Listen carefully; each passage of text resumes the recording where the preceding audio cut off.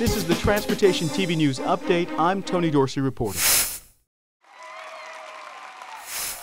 President Barack Obama spent Labor Day with a spirited crowd of union supporters in Milwaukee, Wisconsin, to release his new 6-year, $50 billion plan to create jobs by improving and expanding 150,000 miles of the nation's roads, 4,000 miles of railways, and 150 miles of airport runways.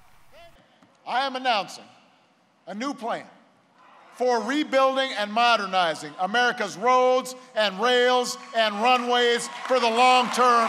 I want America to have the best infrastructure in the world. We used to have the best infrastructure in the world.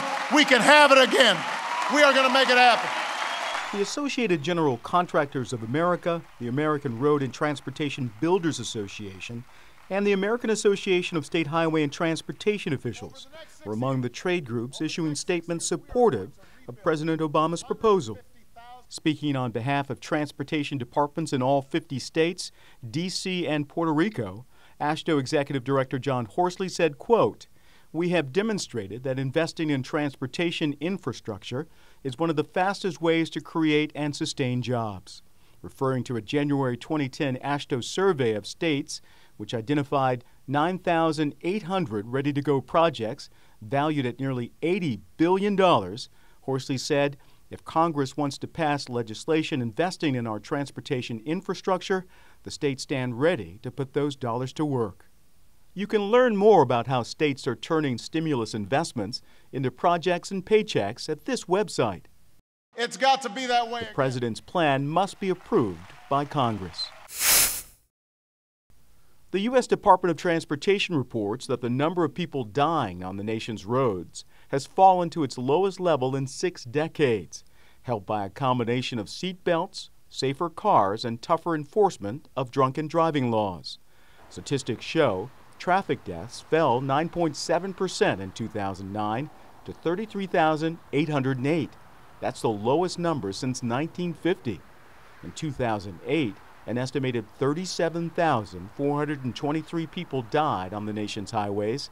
Transportation Secretary Ray LaHood said the annual report shows that America's roads are the safest they've ever been, but they must be safer, and we will not rest until they are. 41 states, the District of Columbia, and Puerto Rico saw reductions in highway fatalities, led by Florida with 422 fewer deaths and Texas down 405.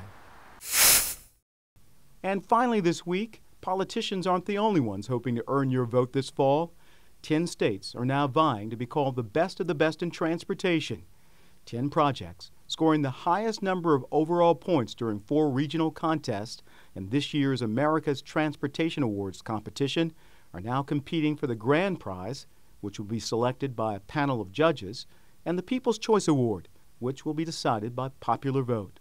Online voting is underway and will continue through October 18, 2010 at www.americastransportationaward.org.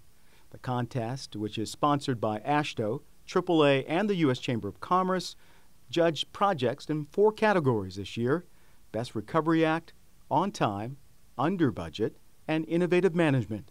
The 2 remaining prizes will be presented October 31st at the AASHTO annual meeting in Biloxi, Mississippi. That's the Transportation TV News Update. Thanks for watching.